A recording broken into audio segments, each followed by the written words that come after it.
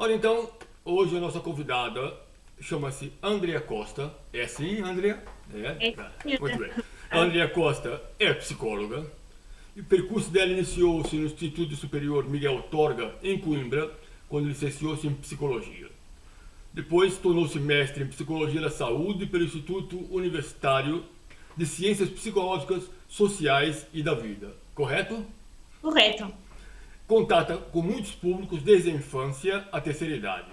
Trabalha com a população mais jovem em um consultório privado através de parceria com a Clifebres e iniciou parceria com o Ginásio da Vinci, que é aqui em Mira. Né? Trabalhou também com a Fundação Pires Negrão, que é em Cantanhede, né? Até, Exatamente. até ter surgido a pandemia, mas nesse momento encontra-se também a fazer o serviço no Centro Residência Lagoa de Mira, que também pertence à Fundação Pires Negrão. Sabe? Atualmente dá consulta de psicologia através de Skype e WhatsApp. Para além disso, elabora e apresenta workshops. Muito boa tarde, Boa tarde. Andrea. Antes de mais nada, tempo há bastante, mas também tem muito o que fazer, não é? Não estamos em tempo para ficar parado, né? É verdade, sim. O tempo há muito, às vezes até assusta como é que o vamos ocupar, não é? Mas depois acabamos sempre por ter o que fazer. Portanto, sim, as de manhãs estão todas ocupadas, as tardes ocupam-se com consultas, ocupam-se com artigos para escrever, ocupam-se com temas para as próprias redes sociais, porque nós temos que ir divulgando aquilo que fazemos, não é? Para as pessoas Uhum. também nos conhecerem um bocadinho. E pronto, e acaba por. Às vezes o tempo devia ter 25 ou 26. Sim, de vez em quando acontece isso, é verdade. Mas agora, antes de começar a fazer realmente a entrevista contigo, já que estamos a falar disso, quando houve o boom, apareceu de repente um tal de Covid que ninguém esperava para lado nenhum, né? Todos nós tivemos que se adaptar, né? Você, inclusive você, claro que sim. No primeiro momento foi um choque, adaptou-se facilmente, rapidamente, ou ainda hoje anda a pegar restos para poder colar o puzzle.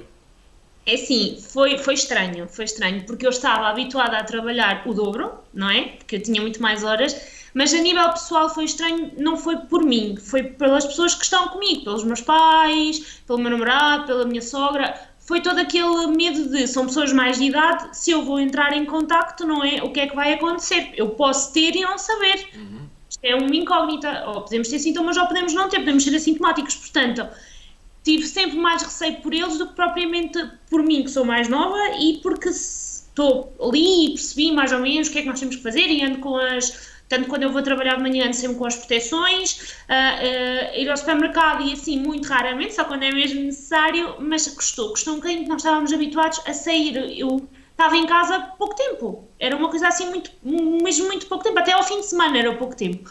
E agora tenho muito. Os fins de semana custam mais. Custam mais. Agora sai pouco tempo, né? Os fins de semana custam um bocadinho mais, porque para além da vida da psicologia temos outras coisas, né? Eu toco em bandas, portanto era tão mais ocupado e agora não há. E Uhum. então eu pessoalmente senti diferença, principalmente aos fins de semana. Uhum. Quando nasceu a pretensão pela psicologia?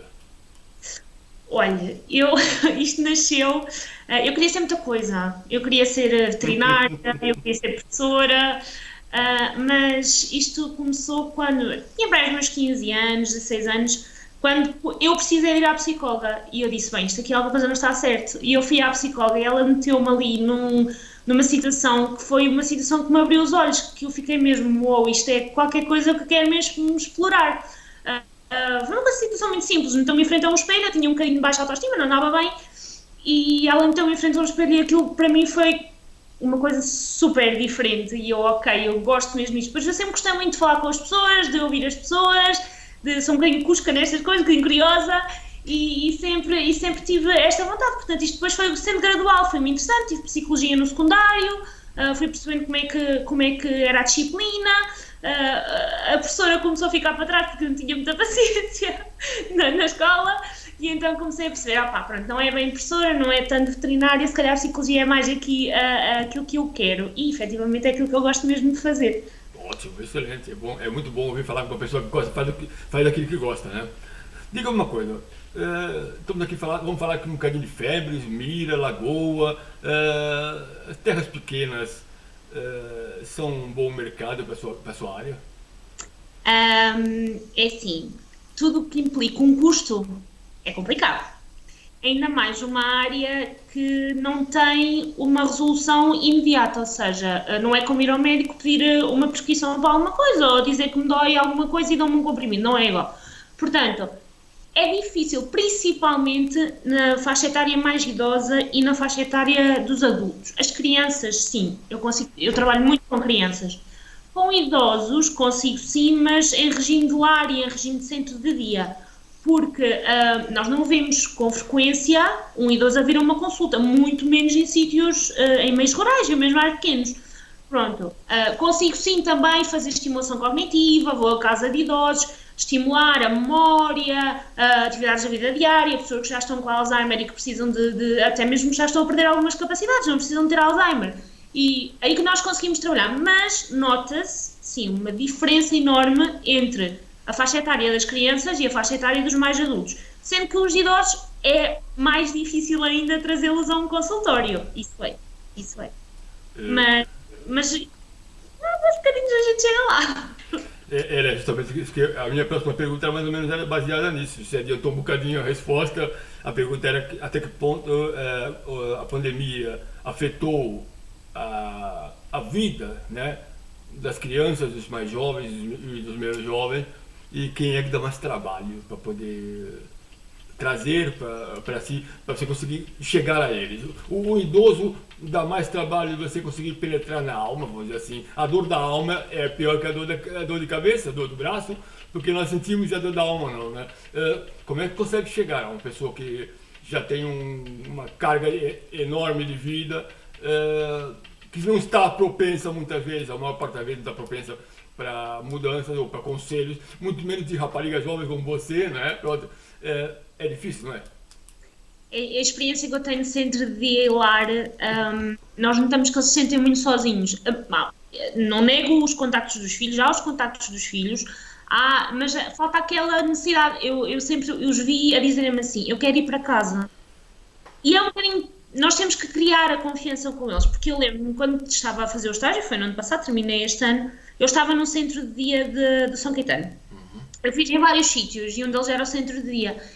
Apesar de eles serem todos muito autónomos, eles não iam para casa ou não iam para o pé dos filhos, pronto. E estavam no centro de dia, então eu sentia que nos primeiros dias aquilo assustou-me um bocadinho, porque como é que eu ia chegar a estas pessoas? Então eu tive que ir pelo meio, entre aspas, não é mais fácil, mas criar a confiança, falar muito com eles, por exemplo, como é que nós conseguimos que eles confiem em nós também, porque eles olhem para nós e dizem, olha, uma miúda tão nova, o que é que ela vai... O que é que ela tem para me ensinar, não é? Exatamente. Eu fui pegando por diversas atividades, eu fui pegando por atividades que eles se interessam bastante, coisas religiosas, feriados, íamos falando assim. Depois, à medida que eu ia fazendo alguns testes, que íamos passando alguns testes para saber como é que eles estavam cognitivamente, esses testes estavam para nós, devagarinho, íamos começado a perguntar como é que eles se sentiam, tinha idosos que não queriam falar sobre isso, e eu respeitava e dizia, olha, tem todo o tempo do mundo, se quiser, a minha porta é aqui, o senhor entra, vem cá de livre vontade e nós falamos quando se sentir à vontade. E eles aos bocadinhos foram, a base é ter paciência, é compreender que é muito mais difícil mexer numa pessoa que sente que não tem, a maior parte dos idosos pode sentir que não tem mais nada, que é aquela que tem o escasso contacto com os filhos porque é uma azáfama enorme a vida dos filhos, dos netos, há pessoas que nem uma ligação com eles fazem diária, portanto, eles sentem-se muito sozinhos. Ao fim e ao cabo nós somos tipo uma luz ali, as mais novas e as auxiliares e toda a gente que ali está com eles, mas nem sempre também se sentem à vontade para se abrir, portanto esta conversa, este miminho aqui, sinta-se à vontade, pegar na mão, tocar no ombro, são coisas que eles vão sentindo confortados. É óbvio que eu não consigo fazer isto hoje e amanhã ter uma resposta, não é? Mas é com o tempo eles vão se sentir à vontade. O fato de você ser uma rapariga jovem inibe mais os senhores do que as senhoras ou é indiferente? Eu acho que não. Eu acho que é mais complicado, se calhar. Eu penso que, eu não tive esta experiência, mas eu penso que seja um bocadinho mais complicado para os adolescentes. Por exemplo, eu posso lhe dar a minha experiência a nível de trabalho. Eu estava a trabalhar na escola, na fundação, e estava com alunos do 9º ano. Ora bem, eles olhavam para mim e diziam, tu não tens assim tanta diferença de idade. Efetivamente não tenho, por isso é muito mais pulso. temos de ter muito mais pulso com um adolescente em contexto, por exemplo, de escola, não é? Quando é em questão de consultório, eu acho que as pessoas já vão mesmo com uma atitude diferente. Eles podem não querer falar connosco, acontece, muitas crianças não falam à primeira. Ok, nós temos técnicas, um jogo, um desenho e as coisas vão fluindo. Agora, eu senti foi uma maior resistência na escola. Na escola senti, muitos achavam pessoas... Será que é do ambiente? Quando vão ao consultório, estão a encontrar a senhora doutora pela frente, vamos dizer assim, e na escola, no nono ano, se calhar está a pensar, olha, minha irmã mais velha, né? Não diria irmã mais velha, mas sim, eles têm uma noção diferente. As pessoas sabem se colocar em diferentes fases, portanto, em diferentes sítios, e as crianças não são diferentes, sabem se comportar no consultório, como se sabem comportar no supermercado, como se sabem comportar numa escola, portanto, acaba por ser diferente. Quando são crianças mais novas, convém que nós expliquemos que uma coisa é nós estarmos na escola, outra coisa é nós estarmos num consultório. Agora, quando são adolescentes, é normal, até agarrar a confiança deles, nós temos que conseguir mesmo trabalhar com eles. Isso às vezes é um bocadinho mais complicado, se calhar, em contexto escolar, porque eles estão no meio deles, não é? No ambiente deles, e nós é que entramos, do que, por exemplo, num consultório. Num consultório, mesmo que alguém vá, e acontece, ir sem querer, a mãe pede para ir, o pai pede para ir, aí não estou a dizer que não há resistência. Só que eu acho que eles têm a noção que é um bocadinho diferente, mas e de certeza que há crianças que fazem a resistência que fazem em casa, os adolescentes que fazem na escola, portanto é uma questão de nós sabermos também lidar ali com eles, jogar um bocadinho com eles, que é para eles também criarem confiança, mas o essencial é criar confiança. Se nós não fazemos uma boa relação terapêutica em qualquer sítio, tanto na escola, como no lar, como em casa, como no próprio consultório, não vamos conseguir ter frutos. Portanto, as primeiras consultas têm que ser mesmo confiança, mesmo muita confiança, senão não vamos conseguir. O ambiente para si, para você trabalhar com essa malta jovem, dá-lhe mais gosto, prefere trabalhar num ambiente mais inibidor, vamos dizer assim, entre aspas, que é o teu consultório, ou é indiferente estar no consultório, a partir do momento que você veste a personagem, psicóloga, não interessa no lugar que você está? É assim, eu gosto muito de trabalhar num consultório com crianças, porque aquilo acaba por ser um espaço que eles se vão sentir seguros, ou seja, é o espaço daquela criança, desde que ele não parta, desde que ele não estrague, desde que ele não magoe, ele pode fazer o que ele quiser lá dentro. Isto é o que nós dizemos, pelo menos é o que eu digo às crianças, estás à vontade, desde que não partas, não estragues e não te magoes, nem magoes a mim, estás à vontade. Portanto, eu acho que temos muito fruto quando em consultório, e uma das diferenças gigantes que eu senti, porque eu acompanhei crianças em consultório e tive que as trazer, não é, para a parte online, é tão difícil trazê-las para as sessões online porque eles estão em casa, ou seja, eles estão no mundo deles. Eu é que estou a entrar neles, no mundo deles, na parte deles, ou seja, é mais difícil de controlar, entre aspas, porque eles estão em casa, estão no ambiente deles. Eu não consigo dizer, olha, agora estás aqui comigo. Consigo, claro que consigo, mas a atenção, até a própria interação, eu gosto muito de fazer frente a frente. Eu não digo que não gosto das online, gosto bastante, mas acho que para crianças é preciso ter uma ginástica muito grande, porque com o adulto é diferente, não é? Um adulto até soma muito mais vantagens em fazer online, a nível da deslocação, a nível até da própria confidencialidade, que é muito mais fácil para ele. Porque não se tem que deslocar, porque está naquele momento, reserva aquela hora. Pronto, uma criança é difícil, porque uma criança está 10 minutos connosco e de repente perde o foco e faz outra coisa qualquer. Nós temos de estar sempre a puxar essa criança, portanto é muito mais fácil ir consultar. Eu prefiro, mas também gosto de fazer online. Também é interessante vê-los no outro ambiente, no ambiente deles, porque nós também não estamos habituados a vê-los no ambiente deles quando é em consultório. Também é engraçado, é um desafio maior. Mas também é um aprendizado para vocês, não é? Isto é uma aprendizagem porque temos que saber. Eu ao início, quando dei a minha primeira consulta online a uma criança que estava a acompanhar em consultório, foi um bocadinho difícil, eu pensei assim, eu saí da consulta e pensei, meu Deus, eu não fiz nada hoje, porque é mesmo um ambiente, ele está no meio dele, portanto, nós temos que nos adaptar a isso também, porque nós somos seres que nos vamos adaptando, portanto, se eu me conseguir adaptar a ele também se vai conseguir adaptar a mim, porque ele fez um esforço inicial no consultório. Portanto, eu acho que primeira sessão, há pessoas que pode correr super bem, a mim não correu mal, mas pensei que fosse diferente. Agora está a ir, está a fluir, as coisas estão a acontecer, mas temos muitos entraves, por exemplo, temos que explicar aos pais que não podem estar ao lado deles, temos que, por exemplo, pedir-lhes para eles não estarem com a televisão ligada. Pronto, isso são processos que depois vão surgindo e nós temos que lhes pedir essas coisas porque senão o foco desaparece. E eles obedecem. Eles fazem outras coisas, eles já estão a ver televisão. Às vezes acontece. Não é em todos, mas às vezes acontece. Tá bem, tá bem.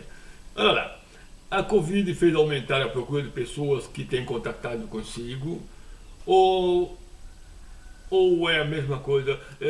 Tem aparecido novos utentes ou clientes, como queira, nesse momento com a Covid? E já agora que está perguntando isso, os seus utentes habituais, têm notado diferença a nível psicológico deles, na própria relação que você tem com eles? A nível do Covid, olha, isto aqui a nível do Covid, eu tenho pessoas que entram em contacto comigo, sim, que estão muito desesperadas, que estão com medo, que estão com muita ansiedade, porque não estão efetivamente habituadas a estar em casa. Isso é uma realidade, ninguém estava habituado a isto. Não estou a dizer que esteja a correr mal, não está, mas eu noto ainda muita reticência a nível online. Eu noto ainda que as pessoas ainda não estão a aderir muito, pelo menos aqui na nossa área, na nossa zona, como é um meio mais pequenino, eu noto isso, porque tive contactos, sim, mas por exemplo, tive contactos a perguntarem-me se eu podia dar presencialmente. Eu não posso, porque nem quero pôr em risco nem a pessoa, nem a mim, nem os meus, nem os de ninguém, não é? Portanto, efetivamente, os contactos, sim, já me contactaram a dizer que estão desesperados, mas por um lado também é complicado porque é um serviço pago e nem toda a gente neste momento está a conseguir. Disponibilidade, claro. O que muitos me dizem é, neste momento não posso, mais tarde voltarei a retornar. Tudo bem, eu estou lá na mesma, não há problema nenhum. Em relação aos meus, que eu já tinha do consultório, eu acho que eles acharam muita piada por ser em casa, porque são crianças. Estou de férias, pronto, tem sido mais, eu não notei por parte dos filhos, mas notei por parte dos pais. Porque nós quando fazemos a consulta a crianças, fazemos também um feedback, eu pelo menos faço muito feedback aos pais, falo pelo menos sempre 15 em 15 dias com os pais, pronto. E falo com os pais agora online também. E os pais estão um bocadinho desesperados porque não estão a conseguir, é muita coisa, é o teletrabalho, é o trabalho em casa, é tomar conta dos filhos, É a telescola. É o plano escolar, porque é muito confuso. Portanto, eu acho que a nível psicológico, neste momento, afeta mais os próprios pais do que as crianças, porque para as crianças estão em casa, sinceramente. É quase como umas férias prolongadas, né? Eu acho que alguns sim, também conforme a faixa etária. Mas já começa a notar alguma saturação a nível das crianças, dos adolescentes? Eu ainda não notei muito, porque as crianças que eu tenho também têm muita atividade, muita interação, mas pelo que eu vejo, há algumas crianças que sim, pelo que eu leio, pelo que eu procuro, principalmente se calhar a faixa etária dos 15 para cima, já são um bocadinho mais independentes, que já querem sair e se calhar isto já não acontece. E não pode ver a namorada. Mas aí a namorada e a coisa não funciona. Mas funcionar funciona, porque eles hoje em dia fazem tudo online, não é? Hoje em dia não tem nada a ver com 30 anos atrás, claro que não. Mas de qualquer forma, por mais perto que estejamos aqui frente a frente, não estamos pessoalmente, é diferente, né? Exatamente. Também é uma adaptação, não é? E até para eles, eu penso que sim, com todos um bocadinho cansados, e principalmente agora com esta nova escola pela televisão, eu acho que eles estão, aqui é que eles agora estão a começar a ficar, porque as queixinhas que eu tenho dos meus meninos, as queixas trabalhos, mas porquê é que eu tenho que fazer trabalhos? É normal, eles não estavam adaptados a isto por casa, é para fazer trabalhos, mas não a quantidade toda que eles tinham. Não é trabalho de casa em escola, não é diferente, né? Eu acho que aqui eles estão a começar a ficar um bocadinho saturados. Eu acho que aqui já se começa a ouvir, eu quero voltar para a escola. Porque são regras, porque há muitas famílias que não têm se calhar estruturada a regra tão intensa ou tão bem colocada como tem uma escola, porque a maioria das pessoas não é assim, não é? Não tem, a escola tem regras, a família tem outras. Pronto, e as crianças também sentem falta destas rotinas, destas regras, e em casa sentem que se calhar podem ter um bocadinho mais de espaço. E depois saturam-se, porque afinal não podem fazer tudo o que têm. É complicado, não é? É complicado. Deixa eu te perguntar uma coisa. O que tem sido mais assustador para as pessoas com quem você trabalha? a doença, a dúvida das doenças, da doença em si, ou as dúvidas perante o futuro? Com as pessoas que eu trabalho, hum, eu acho que as pessoas têm mais medo da doença em si.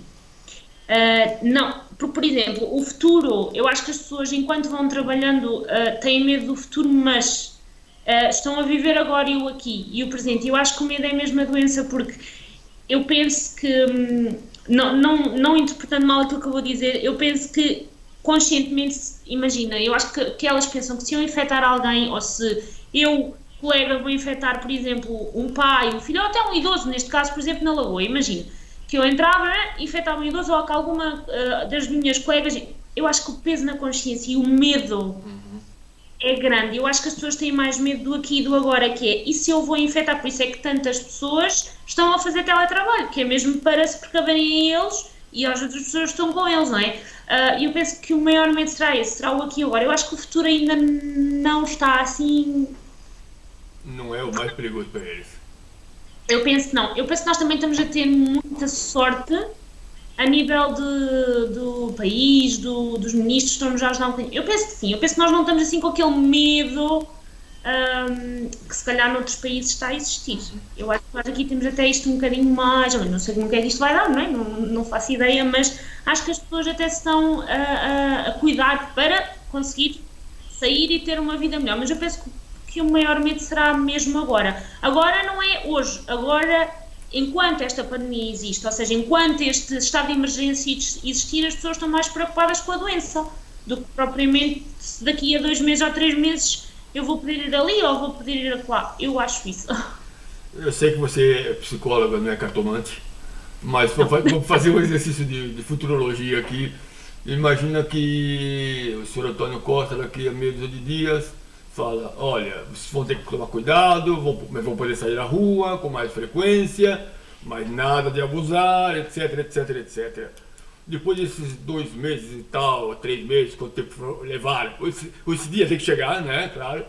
Quando esse dia chegar, você consegue imaginar o coletivo das pessoas, como é que vai reagir? Eu vou perguntar isso pelo seguinte, porque no começo notava-se pessoas, tanto é que foram obrigadas a cercar a praia, né? Para as pessoas pararem de ir à praia, foram obrigadas a fazer muitas coisas que as pessoas no começo não se conformavam com aquilo. É a liberdade de expressão, é a liberdade de caminhar, a liberdade de poder viver, né? Em causa, claro.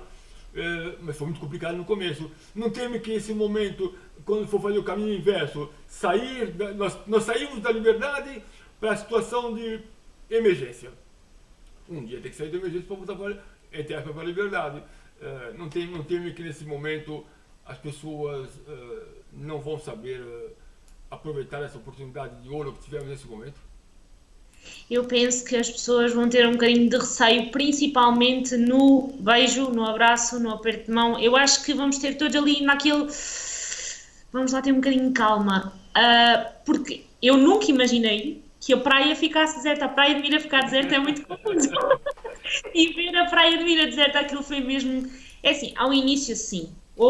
As pessoas não estavam a levar isto muito a sério, principalmente a faixa etária mais idosa, não é? Os idosos iam na mesma às compras, iam faziam tudo igual. Portanto, eu acho que isto chegou mesmo a um ponto que eles começaram a perceber, calma, que isto é grave, isto é importante, nós temos cuidado.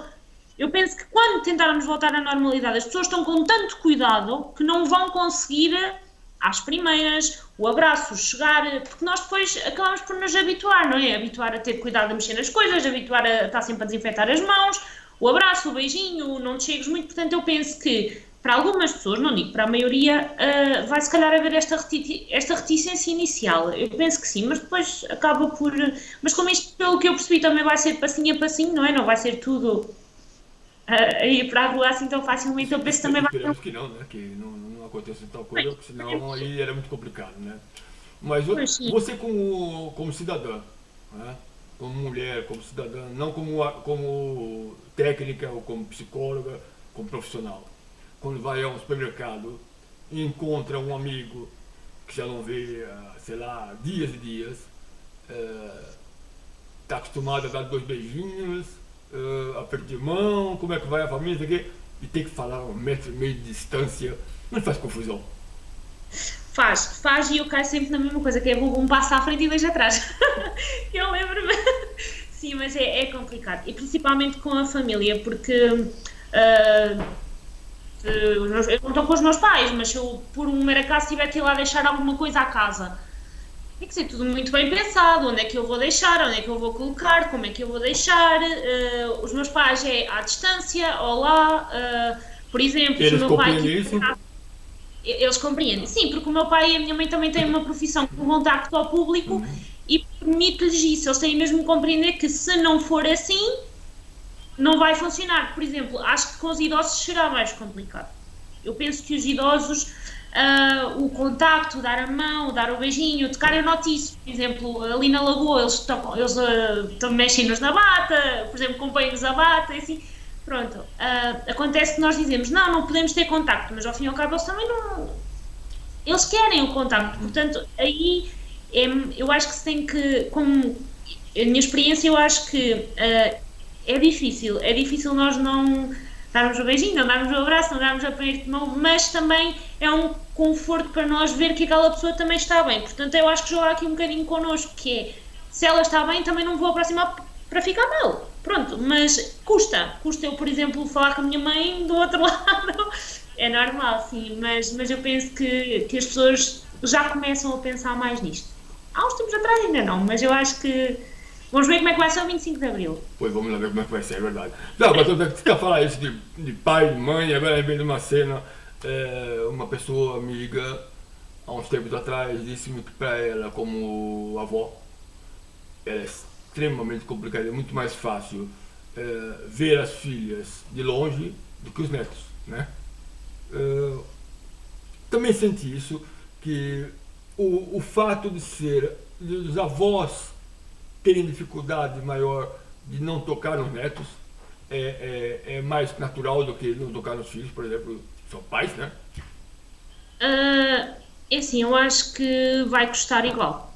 Eu acho que, pelo que eu vi em algumas notícias, eu não tive assim muito contacto, porque os meus avós, os únicos que eu tenho são da parte do meu namorado, eu já não tenho avós, mas o que eu acho é que custa muito a um avô não tocar no neto, mas também custa muito a um pai que vai para a linha da frente, que é enfermeiro, que é médico, chegar a casa, como um vídeo que eu vi agora um dia de um pai que afastou uma criança. Se isto custa a um pai, o que é que não passa na cabeça de uma criança? Sim. O que é que isto me está a acontecer? Porque é que ele não me está a dar o abraço que me dá todos os dias? Porque é que ele não me está a dar o beijo que me dá todos os dias? Porque é que o meu avô não me está a levar ali, ou não vai comigo andar de bicicleta, ou não vai comigo passear?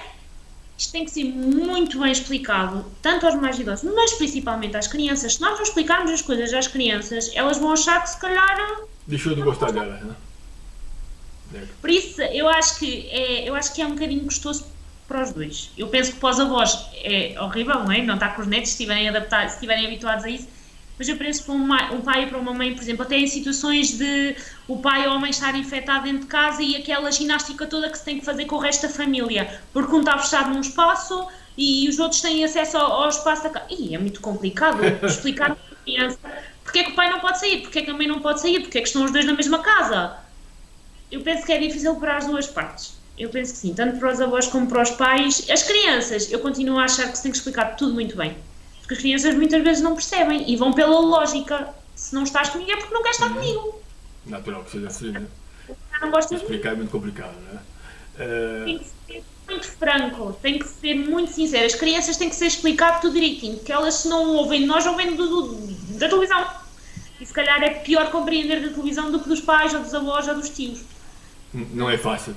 Até porque, digo eu, né, há meses atrás, nós nem em sonho, né, isso era uma ficção científica, né, ver pessoas de batas com viseiras, né, seria coisa. Isso é com luva. filme sei lá, né, dos americanos e do mais alto nível, né? De repente faz parte do nosso cotidiano, do nosso dia a dia, ter que comentar com as pessoas com o cotovelo.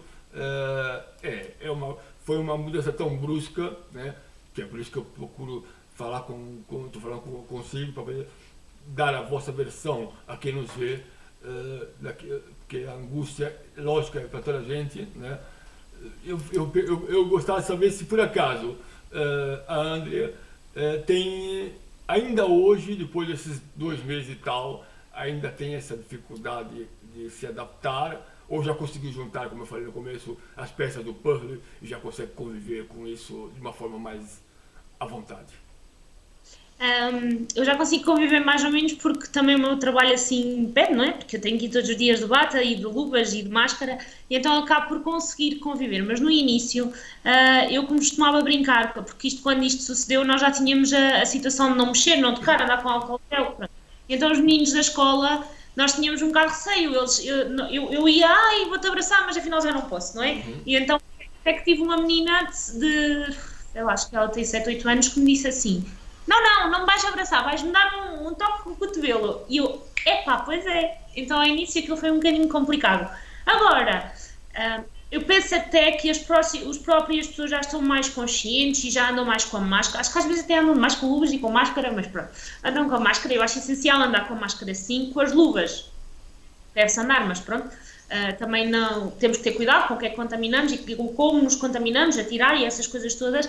Mas eu penso que eu tive 2 versões. Tive esta versão desta menina e tive uma versão na Lagoa, de uma senhora que me disse assim: nós todos devíamos usar máscara também. Portanto, eu acho que as pessoas, foi em timings diferentes, não é? Foi mais já recente, a senhora idosa, e a menina foi mais cedo. Portanto, eu acho que as pessoas já começaram a ver a diferença. Por exemplo, se eu tiver de ir a algum lado, nós já instintivamente nos afastamos. Portanto, eu já estou a achar sim que eu estou mais adaptada agora, mas se eu se calhar não trabalhasse na Lagoa, ou não trabalhasse com idosos, ou não tivesse a trabalhar no meio que me fizesse sair de casa, me ia custar mais. Porque é instintivo uma pessoa chegar ali e aproximar-se. É o ser humano, né? É isso que nos portanto, eu acho que diferencia dos outros, dos animais, né? Temos uma relação. Primeiro conseguimos usar a cabeça, vamos dizer assim, temos sentimentos, logicamente como eles também têm, certeza, mas temos aquela proximidade, aquela interatividade que está nos custando um bocado nesse momento, né? Eu vou te fazer umas 2 perguntinhas, que eu sei que também deve ter seu tempo ocupado, né? Não vou tomar mais seu tempo. 2 perguntinhas que a primeira eu julgo que é mais simples. A segunda eu sei fazer, mas não sei responder. E é por isso que eu estou numa psicóloga também. Ok. A primeira pergunta que eu quero fazer, a penúltima, é essa. Numa hipotética segunda vaga, não podemos descartar, né? Do vírus. Imagina que a coisa está controlada, começa a dar bem e tal, depois de 4, 5 meses a coisa começa a degringolar novamente, né? Como é que você pensa que a sociedade conseguiria reagir nesse... Já passou por uma situação de confinamento, já passou por tudo isso que estamos a passar, quando pensa que vai mais ou menos estabilizar, vai tudo abaixo novamente. Todo aquele trabalho feito antes foi por água abaixo, vamos dizer assim. Volta tudo para dentro de casa. Como é que você acha que a sociedade reagiria? Eu acho que, como isto já foi um bocadinho falado, eu acho que as pessoas também estão a contar um bocadinho com isto, não é? Porque até vir uma vacina temos de ter sempre cuidado. Portanto, eu penso que as pessoas, a nível de medidas de prevenção, eu acho que elas já estão, nós todos já estamos um bocadinho mais consciencializados daquilo que temos que fazer. Portanto, eu acho que não vai ser tão difícil a nível de prevenção, uso de máscaras, uso de luvas, o álcool gel, lavar bem as mãos, que eu acho é que vai ser difícil se nós sairmos e temos que voltar a entrar. Portanto, é que isto tem mesmo que ser essa perspectiva que eu estou falando. Já nos habituamos a essas práticas, vamos dizer assim, né? Mas de qualquer forma, por isso que você acabou de fazer agora, mas se calhar não estamos preparados psicologicamente para voltar para trás novamente, né? Já eu acho pessoa, que né? eu acho que aí vai ter que ser um processo de compreensão. Ok, vamos ter que voltar. Vai ser difícil, porque as pessoas... É muito giro estar em casa, mas não é muito giro estar em casa 1 mês, 2 meses, 3 meses. É giro estar em casa um fim de semana sem nada para fazer. Isso é verdade. Agora, todo dia em casa, ter a realidade de estar com pessoas que nós não estávamos 24 horas por dia, perceber sentimentos, emoções que nós não sabíamos que tínhamos, que se calhar nem se queríamos ter e estamos a ter. Portanto, eu acho que reviver estas coisas, se alguém já passou por elas, é um bocadinho complicado. Por isso é que eu acho que nós devemos pedir ajuda e pedir apoio, e há imensa forma de pedir apoio, não só psicológico, mas pronto, o conselho psicológico, não é? Porque eu acho que é essencial para as pessoas conseguirem depois também tanto prevenir caso isto venha a acontecer, como conseguirem lidar com aquilo que sentem, porque lidar com o que nós sentimos não é fácil, porque se fosse fácil, andávamos todos felizes, não é? Portanto, eu acho que é uma questão de... vai ser difícil. Eu acho que vai ser mais difícil voltar a retornar do que propriamente as medidas de segurança, porque eu acho que as medidas de segurança é um alívio nós sabermos que os locais públicos estão a ser desinfetados. É um alívio nós sabermos que temos máscaras, temos viseiras, temos que, por exemplo, o Mira está a produzir muita coisa, que houve aqui uma empresa que produziu viseiras, pronto, nós aí estamos, eu acho que aí a população está um bocadinho descansada, não está totalmente, mas eu penso que o pior vai ser o voltar. Portanto, eu acho que o voltar vai ser um processo de voltar a adaptar. Vamos ter que voltar a adaptar a família, voltar a adaptar. E isto é que vai ser mais complicado. Eu penso que é neste sentido. Então, olha, antes de fazer a última pergunta, eu vou te deixar você à vontade para duas coisas. A primeira é para falar alguma coisa que nós não falamos, né? Que não foi falado ainda. Você pode lembrar de repente e tem alguma coisa para falar. E logicamente também deixar um contato seu, alguma coisa, alguma forma, com uma pessoa que está nos vendo nesse momento, né? Que está a ver o vídeo no jornal, consiga falar, esse cara valia a pena falar com essa rapariga. Como é que ela pode falar, a pessoa pode falar consigo? Ok, primeiro, uma coisa que nós não falamos, eu penso que é muito interessante falar sobre os adultos em casa e não só as crianças. Se nós formos pesquisar, há 1001 atividades para crianças. Eu coloco 1001 atividades para crianças, eu coloco 1001 atividades para idosos, mas e para adultos? Para adultos a coisa é um bocadinho mais complicada, porque nós não estamos habituados, era aquilo que eu estava a dizer, nós não estamos habituados a estar em casa, ou a maior parte não está habituada a estar tanto tempo em casa. Pronto. Portanto, eu penso que os adultos não minorizar, não colocar, como é que eu ia dizer, não empurrar para baixo os sentimentos, dizer que estou-me a sentir mal, hoje vai passar. Se calhar não vai passar. Temos que ter muita atenção aos nossos sentimentos. Há muitas coisas para fazer online, há imensas empresas que estão a dar opções aos trabalhadores de apoio psicológico, de atividades como o desporto. Façam muito desporto, o desporto faz muito bem, ajuda a nível psicológico, meditação, as consultas de psicologia, falar com... não cortar o contacto. Não é porque nós estamos em isolamento que nós temos que perder o contacto, por exemplo, com a vizinha, com o tio, com a irmã. Continuar a falar, porque não é só... Agora, por telefone não posso fazer. Não, podemos fazer. Portanto, eu penso que os adultos também têm que conseguir gerir, dar muita atenção aos sentimentos que têm agora, porque antes nós camuflávamos muitas coisas com o trabalho, ou com uma atividade, ou tenho agora isto, deixo para lá este sentimento que isto vai passar. Agora não é bem assim, porque muitas pessoas têm marido e filhos, mas muitas pessoas estão sozinhas. E as pessoas estão habituadas a estar sozinhas e não se conhecem sozinhas. E isto é a parte que mais medo mete, porque se eu não me conheço sozinha, eu sozinha vou descobrir muita coisa. Não conhecia antes em mim, portanto, este é o momento de nós percebermos, fazermos o autoconhecimento, fazermos reflexões, pedirmos ajuda se assim for preciso, falar com as pessoas. As pessoas às vezes ligam-se mais nestas alturas do que se estivessem todos os dias umas ao lado das outras. E dá para também criarmos melhores vínculos, fazer melhor para nós mesmos, melhor para o próximo. Portanto, eu acho que os adultos também têm que valorizar muito. Ok, é essencial ter atividades para as crianças, é essencial ocupar as crianças, educar as crianças, mas também é essencial tomarmos conta de nós, porque se nós não cuidarmos de nós, não vamos cuidar nem do pai, nem do filho, nem do marido, nem de ninguém. Portanto, eu acho que aqui isto é uma parte essencial. A nível de contactos, tenho um e-mail, psicologia. Meu Deus do céu. Rebobina. Esqueci-me agora, não. psicologia.andreacosta@gmail.com. Portanto, podem contactar-me a partir daí ou a partir do telefone 92 80 60 114. Eu posso também deixar escrito, como quiser, é como achar melhor. E penso que a pedir ajuda e pedir apoio psicológico é essencial. Eu entendo que não haja, a nível monetário, que não esteja a ser fácil para ninguém, não está. E é normal que os serviços sejam cobrados, porque da mesma forma que eu cobro um serviço, a mim também me é cobrado alguma coisa, não é?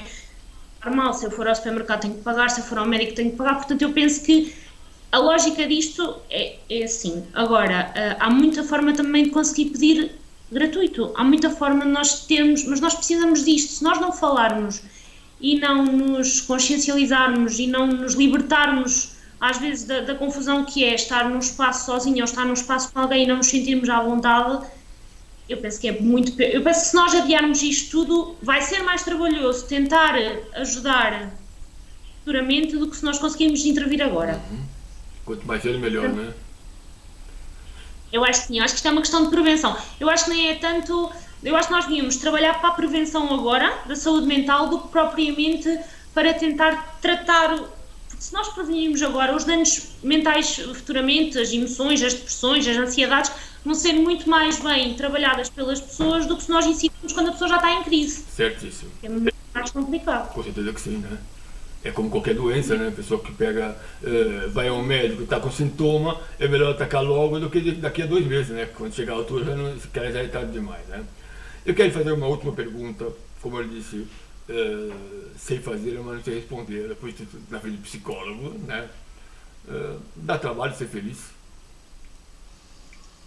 Eu penso que é assim, cada um é feliz à sua maneira. Portanto, eu penso que só dá trabalho na medida em que nós também estamos dispostos a tê-lo.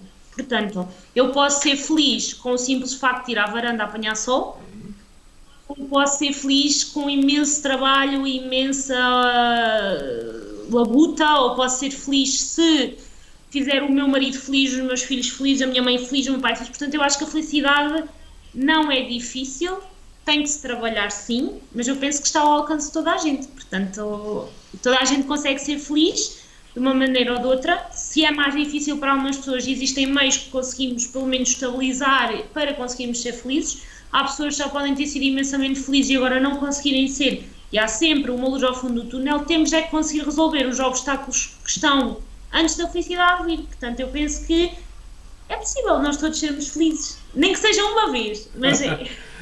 Foi me lembrar agora, por acaso estou aqui, eu falo muitas vezes essa frase, é uma música brasileira já dos anos 80, mais ou menos, 70, 80, que falava, 80, anos 80, que falava uma frase que, por acaso, quem escreveu essa música foi uma pessoa que eu conheci depois, pessoalmente, foi um bom amigo que tive antes de vir para cá, para Portugal. Perdi o contato, infelizmente, mas era um rapaz impecável.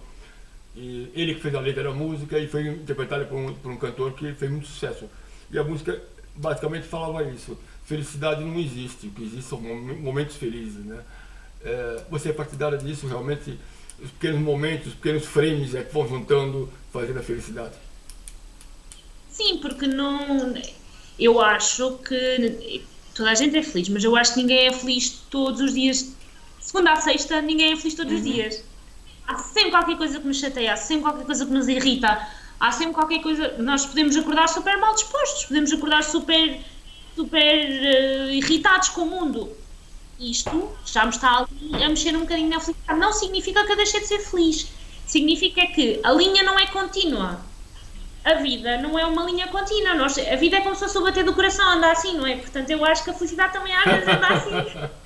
Eu penso que é possível nós todos ser felizes, temos é que trabalhar um bocadinho para isso. E também perceber o que é que nos faz feliz, não é?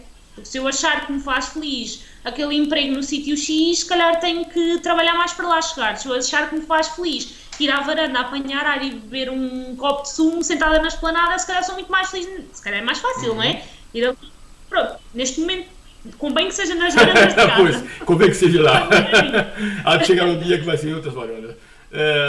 Andrea, visivelmente, se estivermos a falar com uma pessoa feliz, né? Bem disposta, simpática, agradeço a tua disponibilidade. E sempre que tiver coisas boas para nos dar aqui, está à vontade, sabe como é que chegar no Milho Online. Nós estamos buscando isso, não é só para transmitir notícias ruins, é para transmitir principalmente as notícias boas, que são muito difíceis de conseguir captar e colocar lá, né? De qualquer forma, a gente procura fazer o trabalho de mostrar mensagens positivas, mesmo quando a tempestade está aí à nossa volta, né? Ok? Muito obrigado pela sua atenção, então, uma boa continuação e até a próxima, tá bem? Obrigada igualmente. Boa tarde. Obrigado.